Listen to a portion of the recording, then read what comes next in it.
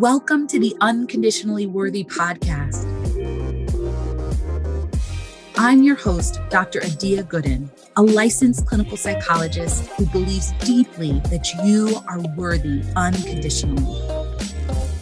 Hello, and welcome to another episode of the Unconditionally Worthy Podcast. I so enjoyed the conversation that I had with today's guest, whose name is Mahima. She is an expert in meditation, in teaching healthy mindsets. And a lot of what we talked about today was related to kind of how do you shift your mindset around your own worthiness and what are the practices that kind of help you to do that. Mahima talks about the power of meditation and how it helps you tap into the part of yourself that's more than what you do or what you have in the world. And she also shares her powerful story of overcoming trauma, overcoming oppression to build a vibrant life and help tens of thousands of people. It's a really dynamic and rich episode, and I know you're going to enjoy it. So let's get into the show. I am honored to have Mahima with me on this week's episode. Mahima is Europe's #1 self-mastery mentor, mindset trainer, international best-selling author, and award-winning speaker, and the founder of the Mahima Mindset. Mahima shared the stage with Sir Richard Branson, as well as other thought leaders like Les Brown, Kevin Harrington, Lisa Nichols, and Vishen Lakhiani.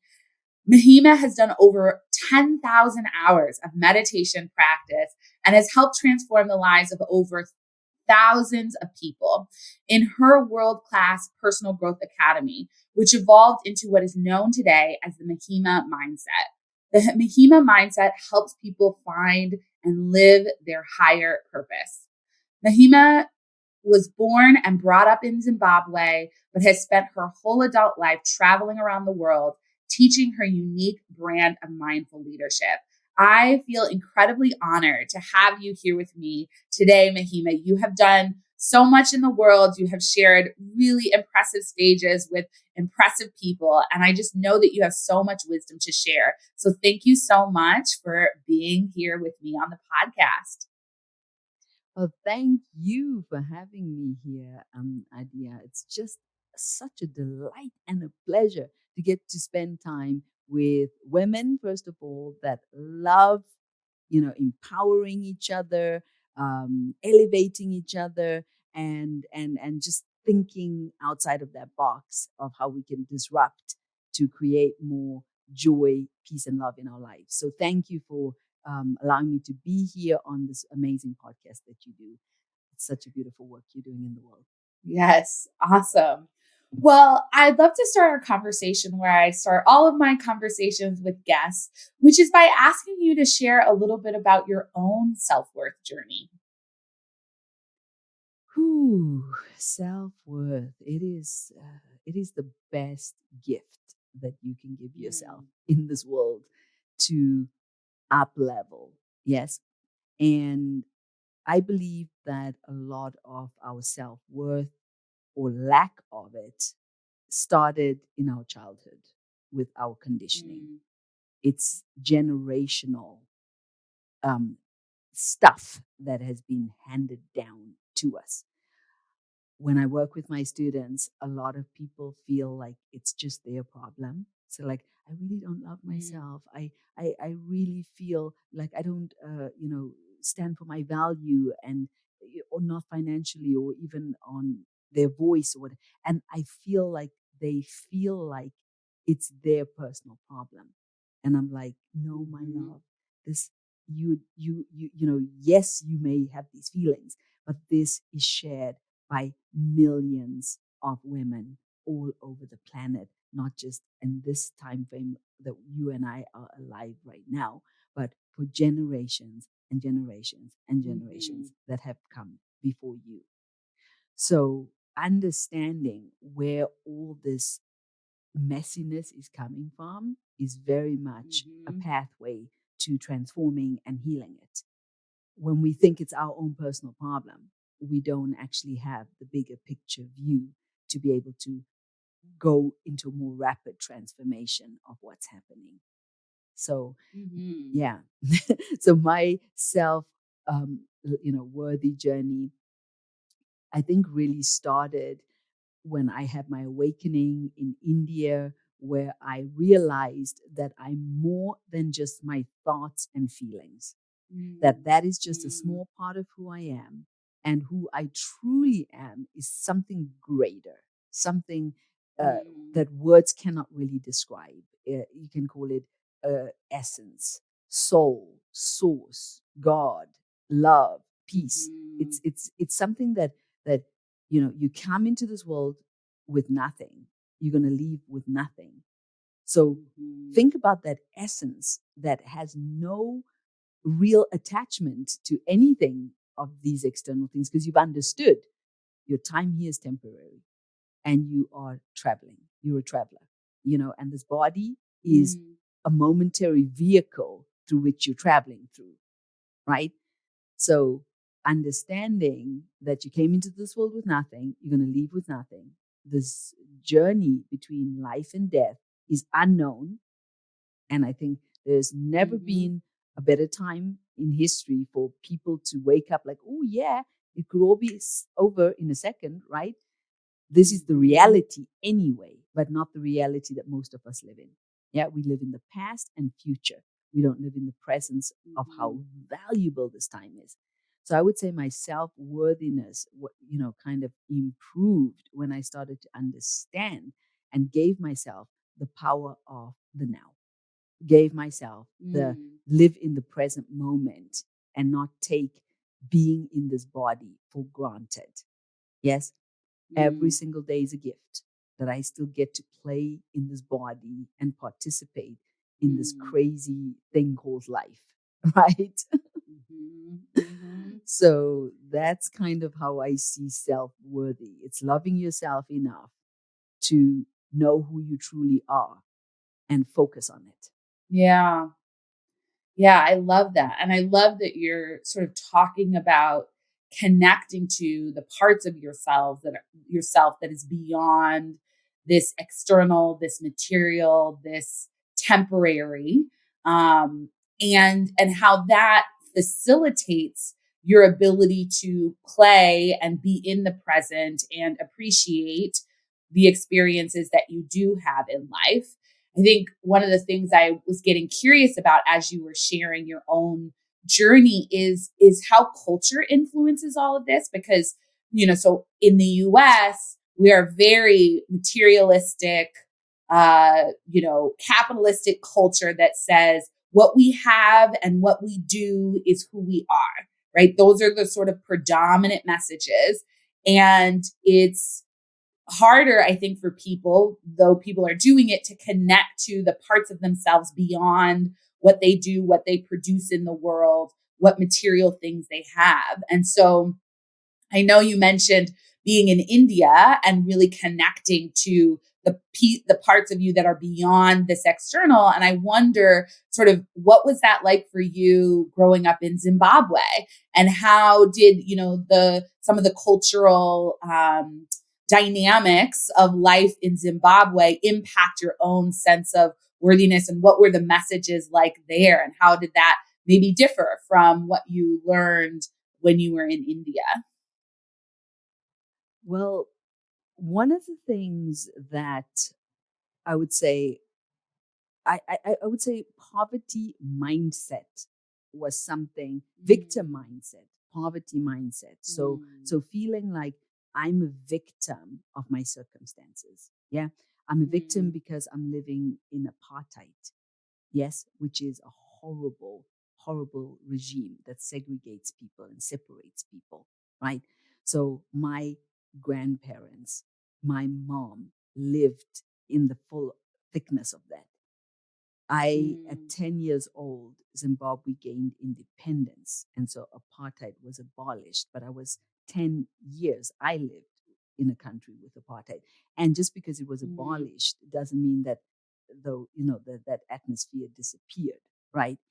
Right. So I was brought up from a highly religious family. Yeah, that but the message was was fear God.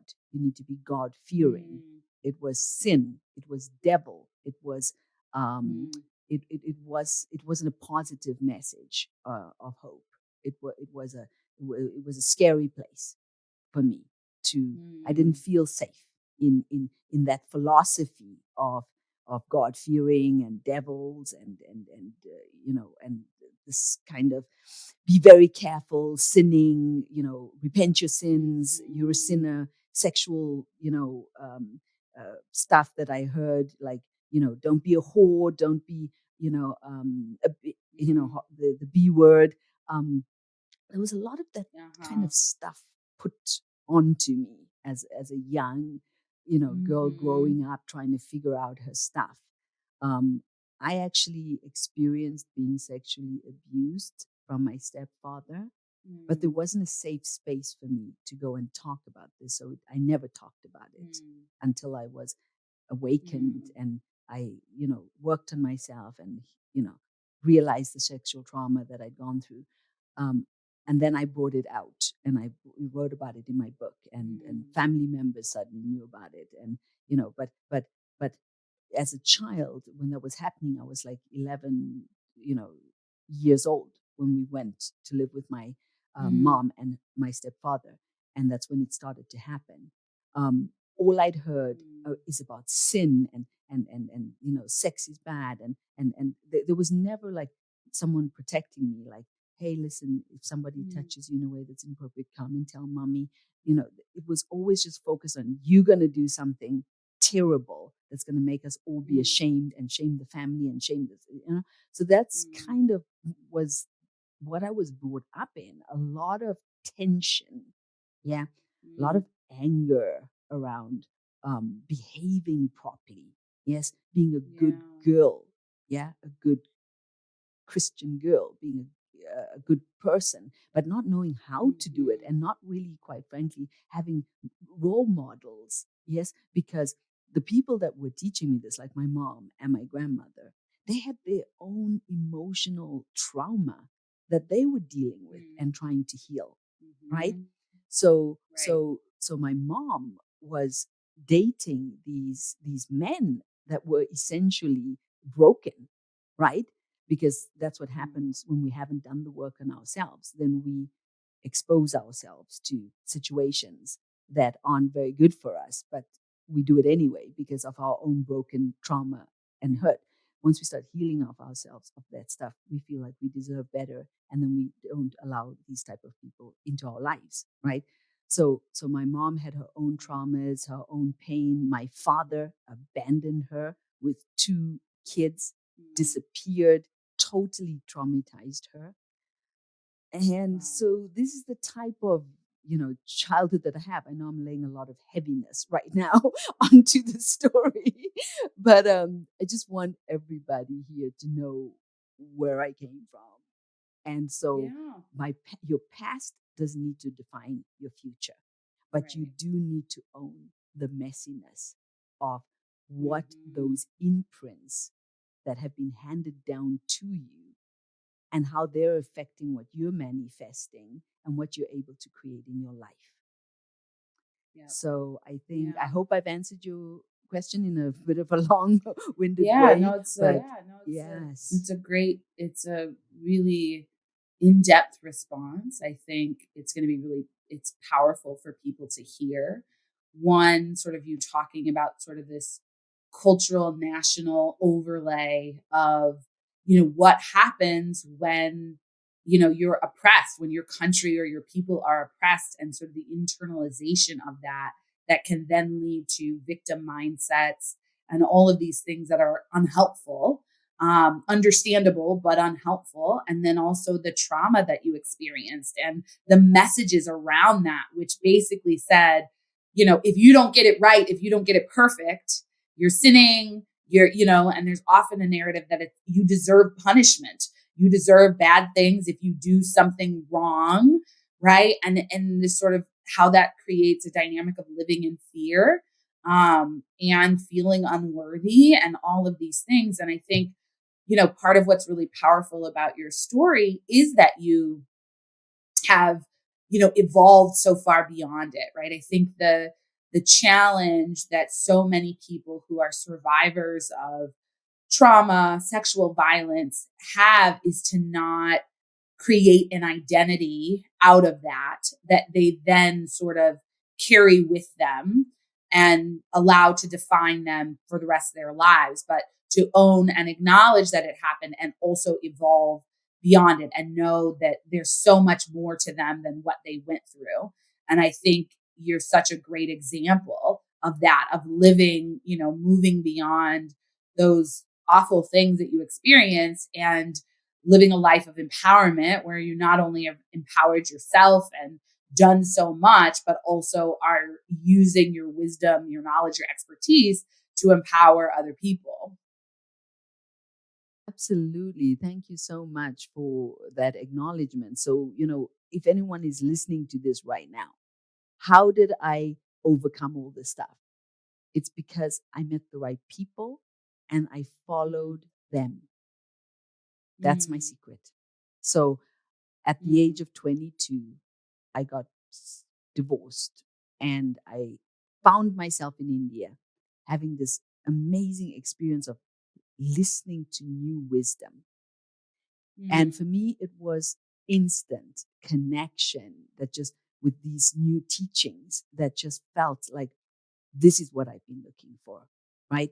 And it wasn't just on a mental level, it was on an experiential level, right? Like I literally felt the tension, the fear, the fragmentation melting away, fear dissolving into a feeling of trust and safety. Yeah, this feeling of being fragmented and all over the place, mentally, emotionally, starting to settle down and having stillness of heart and mind. So it was a combination of mental and experiential learning that got me onto the road of, okay, so this is what it feels like to feel empowered. Yeah. And to be surrounded with a community of empowering people. Right. So one of the first things that I did was I decided that I was going to become an entrepreneur. Yes. I didn't know how. I didn't know the how because you can never know the how. You need to make a decision and then the universe is going to help you along the path of that decision. Yes. So some people are waiting for something to just happen, right? Like nothing's going to change until you've made a decision. Yes. And that decision can be as simple as this relationship is toxic. I need to move away from it. This job does not light up my soul. It is making me ill and it is just not right for me.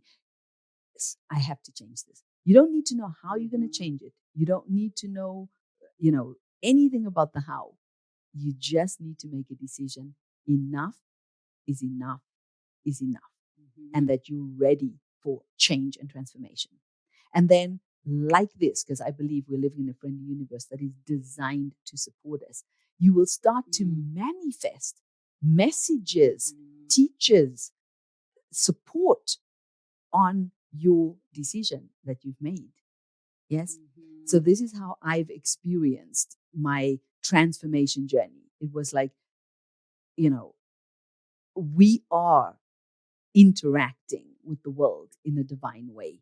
And once you start to understand how that works, it's really quite amazing to see how you get what you focus on. You get what you ask for, but you have to have the courage to ask for it and you have to have the courage to focus on what you've asked for, right?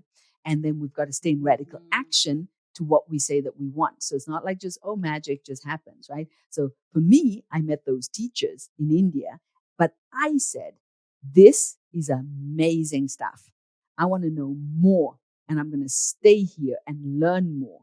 Right. So that was my decision to recognize that this message of it was so much hope, love, joy, ecstasy, bliss, things that I didn't know about. I just knew more about fear, confusion, limitation, self-doubt, self-loathing. Right. So to be able to shift out of these states and experience something else. And this I say to my students all the time. Peace is real. Joy is real. Love is real. It's as real as anger, confusion, pain. Yeah, if that Mm. feels real to you, well, this is real too, right? So get into the realness, people. Find out more about what else can you untap, right? Mhm.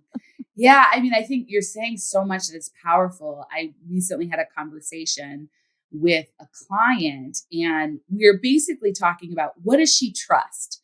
And does she trust in the good or does she trust in the bad?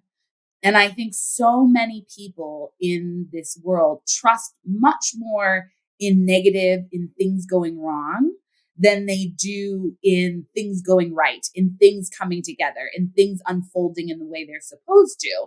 And that sort of came up for me when you were talking about, yeah, you've got to make a choice, even if you don't know all the steps. And sometimes if you wait until you know all the steps, you're going to be waiting forever, right? But sort of saying, okay, I'm getting this calling, I'm getting this whisper, I'm getting, a sense intuitively that I need to make this move, and trusting that things will unfold the way they need to, the way that is in a way that's supportive, kind of as you're saying. And I think so often people are scared to make a move because they're trusting that things are going to go wrong, right? They're trusting in, what is it, Murphy's Law? Everything that can go wrong will go wrong, right? Is sort of where they're at, right? And it's a very different mentality than, okay, I'm going to take this leap of faith and trust that there will be something there to catch me, or trust that I will land on my feet, or trust that the next steps will unfold. And it's such a powerful way to journey through life. Versus waiting and being scared and worrying and not knowing. And I can't make a move until I have all the plans set out. And I'm going to think about all the worst possible outcomes and options first, right? Which is what so many people do. But if we're thinking about the world of manifesting and attracting, right? Like thinking about the worst possible outcomes and planning for that is only going to make that more likely to happen. And so what is it like to think about the best possible outcome? Right? What would that be like? And to proceed that way. Absolutely. Love, love, love, love everything that you're throwing down here, beautiful angel. So okay, so why do we operate that way? So because I feel like understanding is power. Yeah. Mm-hmm. Understanding is wisdom. Understanding is, is everything for growth, right? So um so we're living in that culture where we've trained the mind. Yes. And we've trained it by, if you look at a small child, a small child comes into the world as pure love. Yes. Pure love, pure consciousness, just the most pure essence, right? And at one point, the child is growing up, and they one with nature. They just love effortlessly. They hug, they give love. So all of this beauty that is the human spirit is just there captured, right? And then, as they grow older and older, and they start needing to perform, right, at school, we start training that thought is the most, is the greatest thing you can follow, is power, right? And knowledge and wisdom. But with that comes not focusing on your strengths. There's a lot of trying to build and make everyone, I call it like a sausage machine, right? School is a bit like a sausage machine.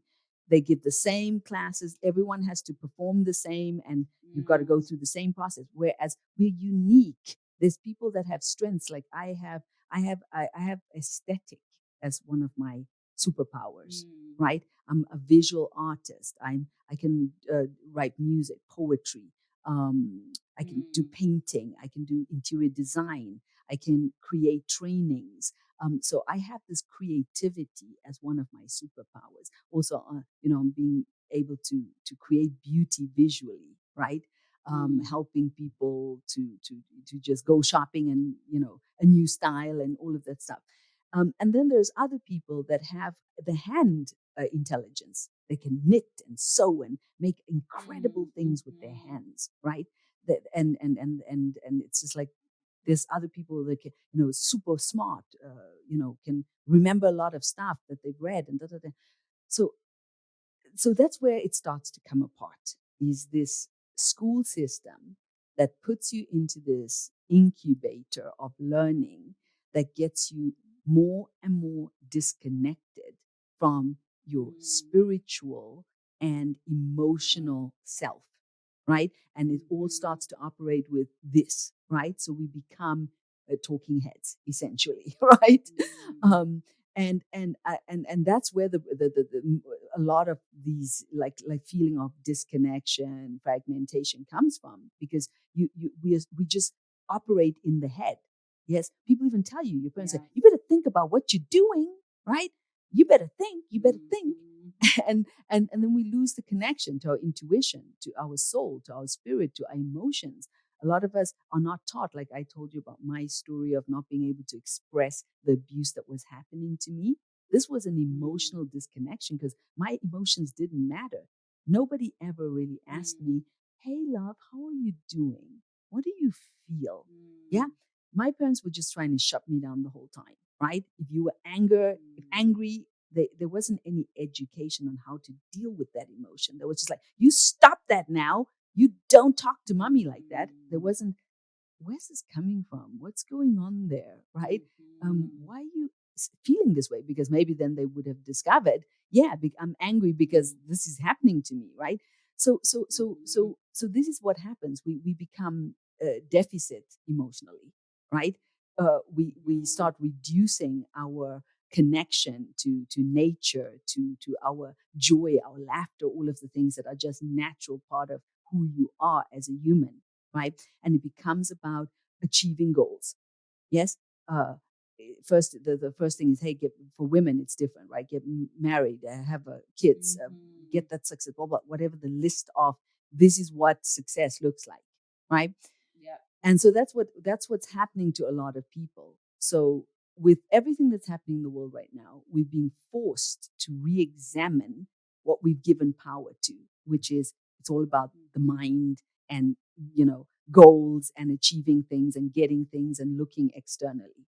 When the real magic of life is not what you have, but who you are, what you get to experience on a day-to-day, moment-to-moment basis, right? Are you enjoying this journey called life?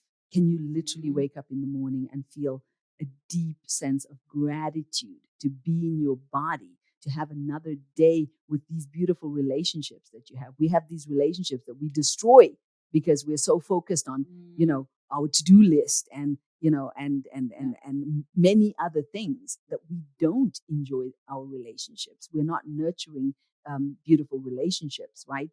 So yes, it is.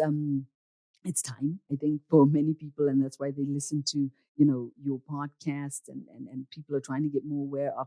There's got to be another way. Humans are there. We're out of control, okay, and we need to come back to our sanity, and it starts with each individual saying, "I need to find my way back home." And for me, home is being, more emotional intelligence. Yes, more willingness to feel and give unconditional love to yourself and others, right? More awareness of how fragile life is, that it can be just gone in a heartbeat. And this is the wisdom of the soul, right?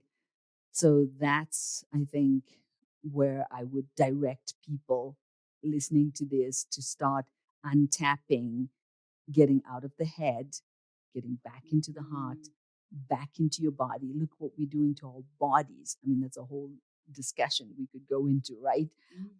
Just destroying our health with terrible food, bad choices, because of this head that has taken over, the human race. When we need to come back to that essence of heart, of listening, of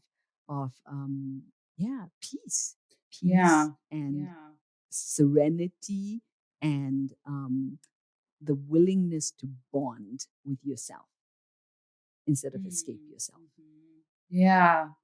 Well, I'd love for you to share how you help people to use meditation for some of these things that you're talking about, for sort of reconnection with ourselves, connecting to who we are more than what we do, right? And sort of connecting to inner peace. So, you have meditated, I think it says in your bio, more than 10,000 hours. You teach meditation.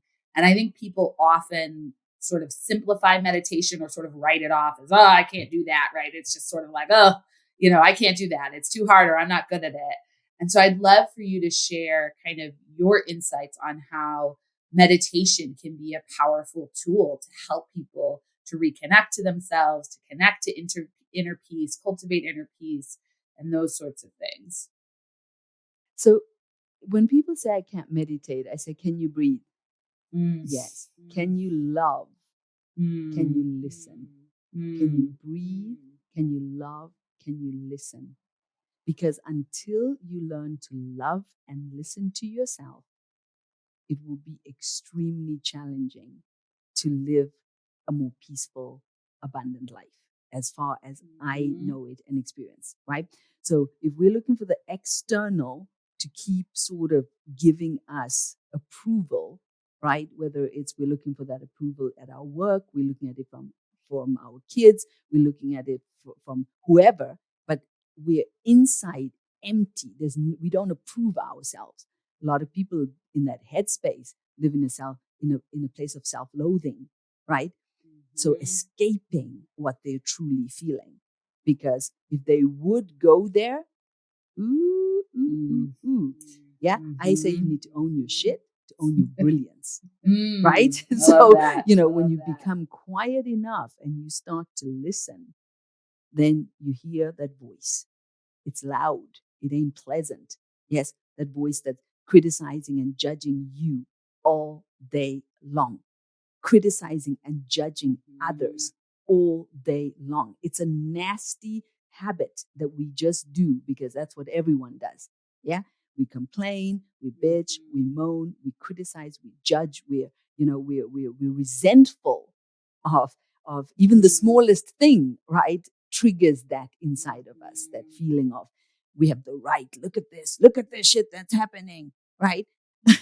And most people, unfortunately, are living in that state, but maybe not the people that are listening to this podcast. Maybe you've already started evolving and understanding the value of change, of being a change agent, of bringing a different way, which is, first of all, loving and meditation is that willingness to stop, love, and listen to yourself, so that your self-worth comes from inside and not from the money in your bank account, the amount of people liking your Facebook, and the amount of people saying, oh, you're gorgeous and beautiful. So your self-worth doesn't come from there. It comes from an inner place of knowing who you are. So that is the shift that I encourage anyone listening to this. Give yourself the gift of stopping to create a powerful relationship with yourself. You are, there's the common denominator in your life is you. You're everywhere. You go to bed, you're there. You go to work, you're there. You go to, the ball game, you're there, right? So you're going to be spending 7 days a week, 24 hours a day, 7 days a week, 365 days of the year for the rest of this period of life that we do not know about with you. Yes? Now, get this relationship right, and I promise you, magic starts happening in your life. And if there isn't magic happening in your life, if it's very messy out there, it's not because of what's happening out there. It's because of the messiness that's happening in here, right? So that is what meditation is. It is a tool to go inside and become quiet enough to do the work that nobody wants to do, which is own your SHIT, so you can own your beauty. Yes? So you can see that voice is my voice, that angry voice, that victim voice, that scared voice, that accusing voice, that blaming voice, guilt, shame. all of these things that we just think, hey, that's normal. But is it? Is it normal to be, living more, let's say 80% in that state and 20% of joy? What if we could flip that around and you could feel 80% of, I call it elevation, and 20% would be, yes, I'm human. I get angry. I feel sad. I have all these things. So that was the difference. That's what happened to me. Someone asked, well, what happened to you, Mahima? How did you change? That's the change that happened. Yeah. I didn't know until I started meditating how much time I spent in anger, resentment, guilt, shame, blame, accusation, judgment, criticism. I had no clue. I was just a walking freaking, negative machine. I had no awareness of it until I sat down and listened and, loved myself enough to say, what's really going on inside of me? What do I feel? What am I thinking? And so once I started to become aware of that, I could start connecting to the bigger version of me, my soul spirit, which allowed me to reduce the focus on the I, the me, the ego, the pain, and start to experience something else. And through that connection to my soul, I started to heal Mahima, right? I started to be able to heal myself sexually. Yeah. All the anger that had built up because of apartheid, and look at what these people have done. And now I can serve people from all over the world, whether they're white or black or whatever, because I've done that inner work on myself where I'm not projecting to, look at these people, they did that, right? So this is called evolution, but it can only happen when you're ready to stop, listen, and love and understand what's really going on inside of you. So meditation is that tool. It makes it faster. It makes it speedier. It just will, like I've seen people come, they're having done years and years of therapy, analyzing what I call the I, the me, the ego, trying to dissect it, trying to understand it, re-talking about the trauma again and again, going in, feeling the pain, and they've come into this work and couldn't believe in what a short amount of time they were able to get distance from that pain, that trauma, that negativity, and experience something else, an expansion, a love, a peace, a joy that is just part of your nature. And again, if you need evidence of it, look at a child. That's you. That essence is your true essence. It's pure, unconditional love, pure presence, pure love, pure joy. And you can even see that in old people. We start to return back to that, that softness. And, we came as love and we leave as love, ultimately. And the question is, can you find that love while you're still alive? That's the awakening. Yeah. Mahima, you are totally speaking my language. I love it. I mean, it's just everything that you're saying is so aligned with what I share with people as I help them to embrace their unconditional self-worth, right? Part of what we do is, hey, let's notice how you're treating yourself, right? And I think there's not enough conversation about the primary relationship that we all have, which you highlighted, which is our relationship with ourselves. And not enough people are paying attention to how are you talking to yourself day in, day out, hour after hour, and realizing that that is going to impact you. If you are beating yourself up for every little thing and all this stuff, that's going to affect you. It's like somebody walking around inside of you and saying, oh, I can't believe you did that, whatever, right? And so I think just even that awareness, and what I hear you saying is that meditation gives you this space to see that, right? That in the practice, you start to see, where are my thoughts going? What are they doing, right? And then there's also these core aspects, which are, you don't judge yourself for it, right? You don't layer on top another, I can't believe I'm thinking like this, but that you love yourself, which is this other piece you're talking about, right? You offer yourself grace. You're understanding the context that this came about in, understanding your personal history, cultural history, the society you grew up in, and how all of that created these negative thoughts. So you're offering yourself love and grace. I talk a lot about it as compassion or self-kindness, right? And that you're also listening, right? listening to what's happening in your mind, and also connecting to who you are beyond all of these thoughts, right? Who you are beyond all of the things that have happened to you. And that practice of sitting, sitting in meditation, practicing this listening, this loving, and now I'm forgetting the third one. I just went out of my mind. Listen, and now I'm also getting a brain seizure. Listen, love. Oh wow! Yeah, what was it? I don't know. I don't know what I did, but play it back. You'll hear the third. But you know what I mean. Yeah, you'll hear the bit. Yes, and then I think it's powerful because it's also a practice, right? And I talk a lot about that, right? That these are not one and done things. Breathe. Listen, breathe. Love, and breathe. If you can listen, love, and breathe. There we go. You've got the tools of empowerment. There we go. Yes? Right. And that you do it again and again and again, that this is a new way of being, which is often what I talk about for people's self-worth journey. It's not about checking a box or reaching a destination. It's about a new way of being with yourself, a new way of showing up to life. And it really sounds like, what you're talking about with meditation and how you teach it provides a tool, right? Provides a really powerful tool for that. Absolutely. Talking about breath, why is the breath so important? Because the breath is never in the past or the future. When you breathe, like if you just take a deep breath right now, your breath is your superpower. Yeah. The breath allows you to make a different choice. I'm always saying to my students, you only are making 2 choices ever in your life, all of the time.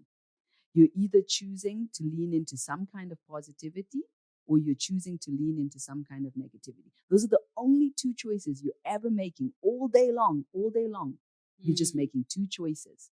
Yes. And a better choice is one deep breath away. Yes. Because when we breathe, it allows us to come back to the present moment. And transformation or true wisdom, that's the place where you access it. You don't access it in your memories because memories are false. You don't always remember what happened. You can come up with, oh, he said this, she said that, and then someone else who was at the same place, well, no, I didn't say that. She said. So they're not reliable. And the future doesn't exist. It's not real. The future is a fantasy we've been sold to keep us in prison, literally with, if we talk about shackles and chains, that's what the future is. Yes. And a lot of people are living with those chains and shackles and they're prisoner of the future that doesn't exist, trying to solve problems that may never come into being. This is worrying, right? Worry, what's going to happen? Like, we don't know what's going to happen. We're just here right now. And can you live in that truth? I have no idea.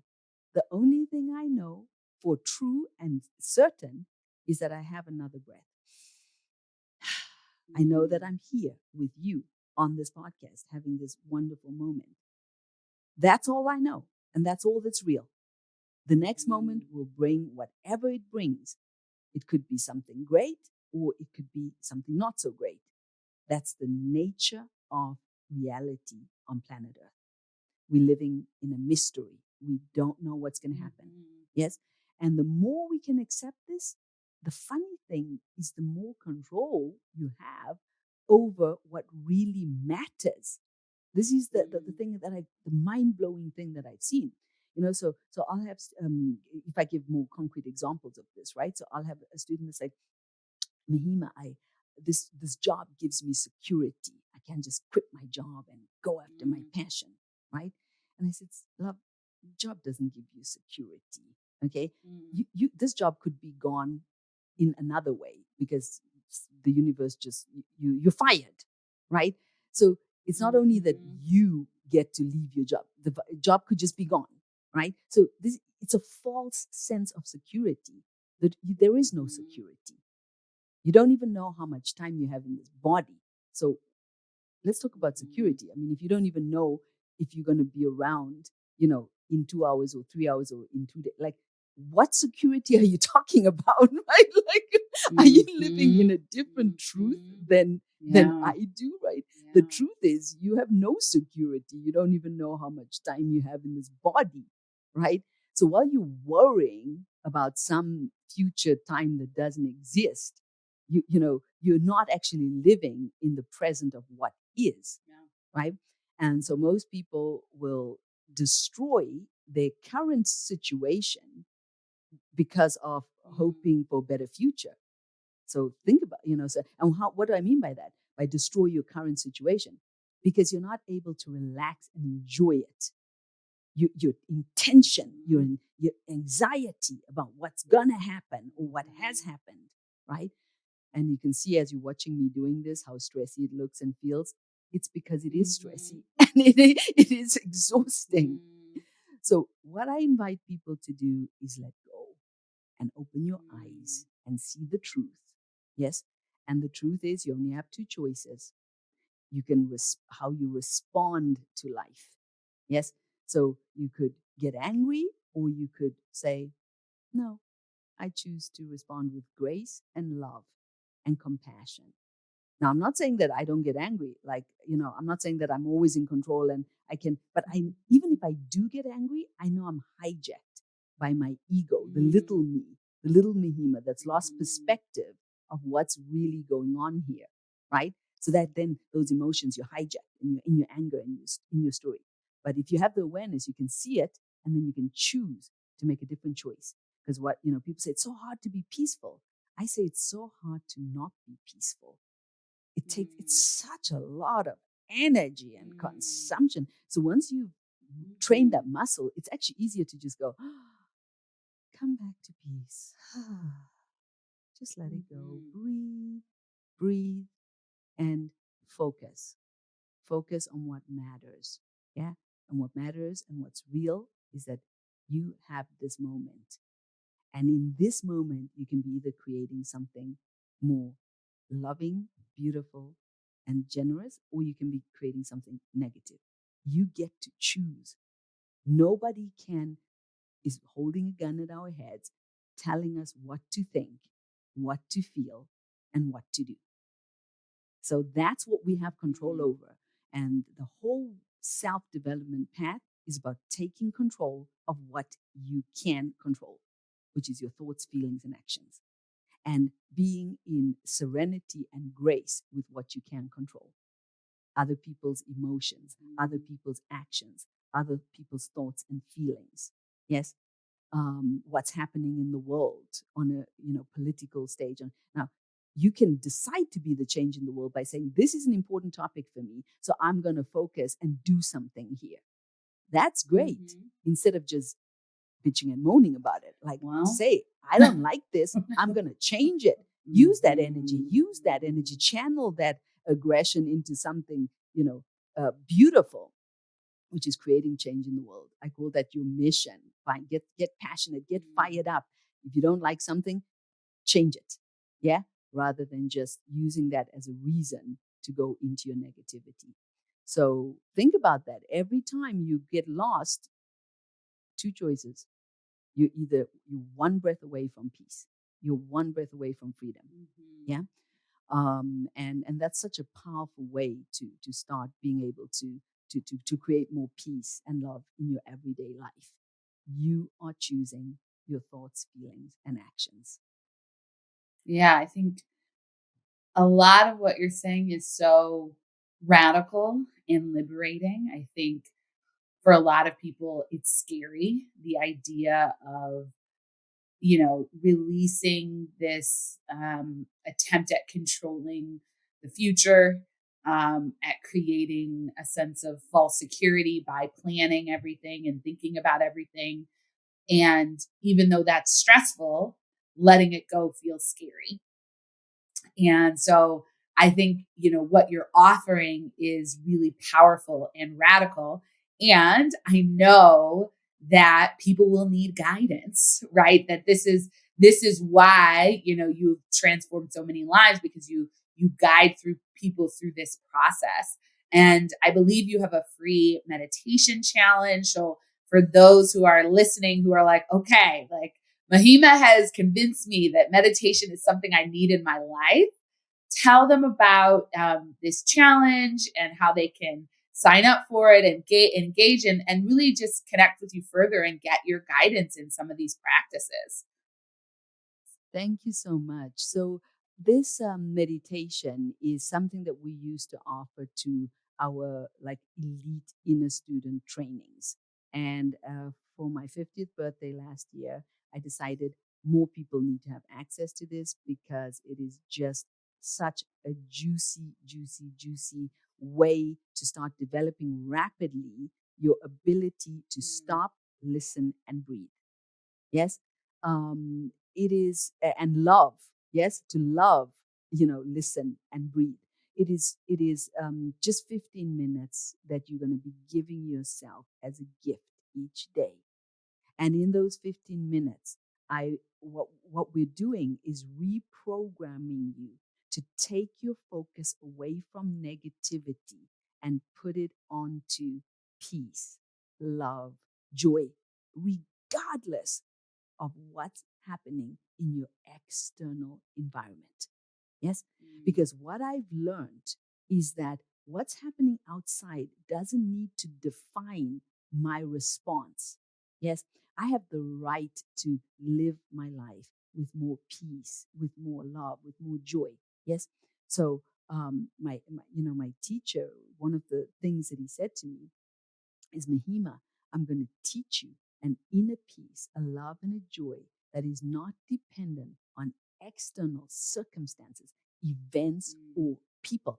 I'm going to repeat that because I just love it, love it, love it. That's what I do. That's what, my whole life is about.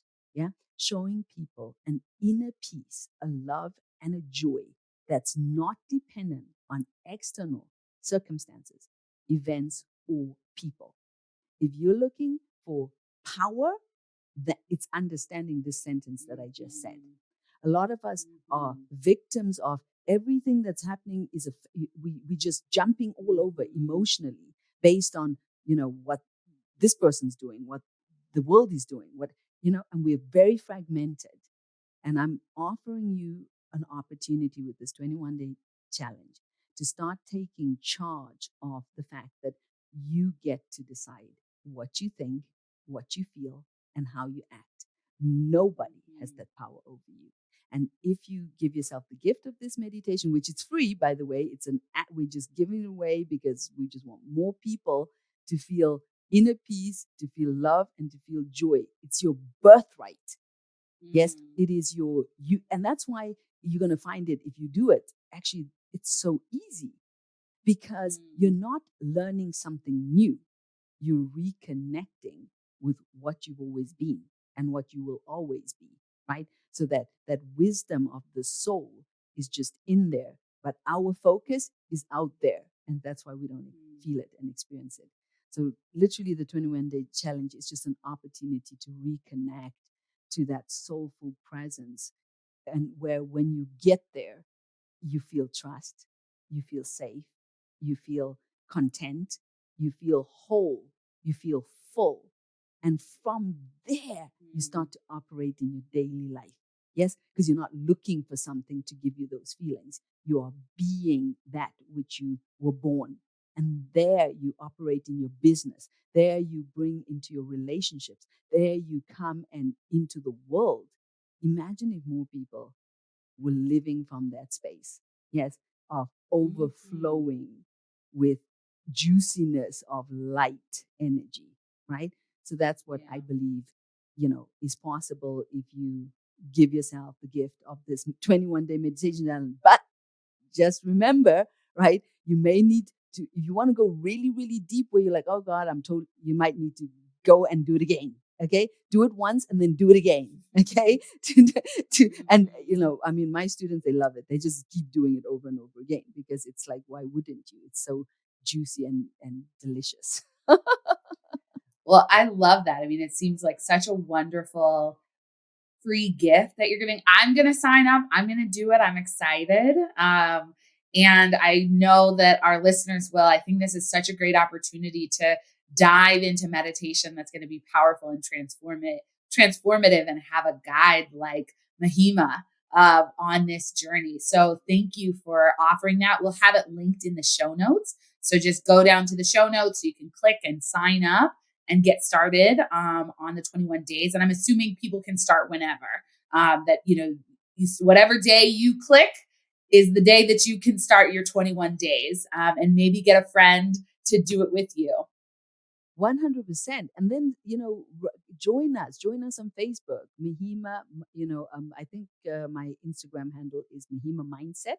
So the Mahima Mindset, that's the brand. And so if you go to Mahima Mindset on Instagram and let us know how it's going in the 21-day challenge, right? And maybe we can give you tips or insights or anything that could help and support the process. So yeah. Awesome. Thank you for sharing your Instagram and Facebook so people can continue to connect with you. You've shared so much valuable wisdom here on the episode today. And I'm really grateful for you taking the time and sharing your bright and joyful energy with us.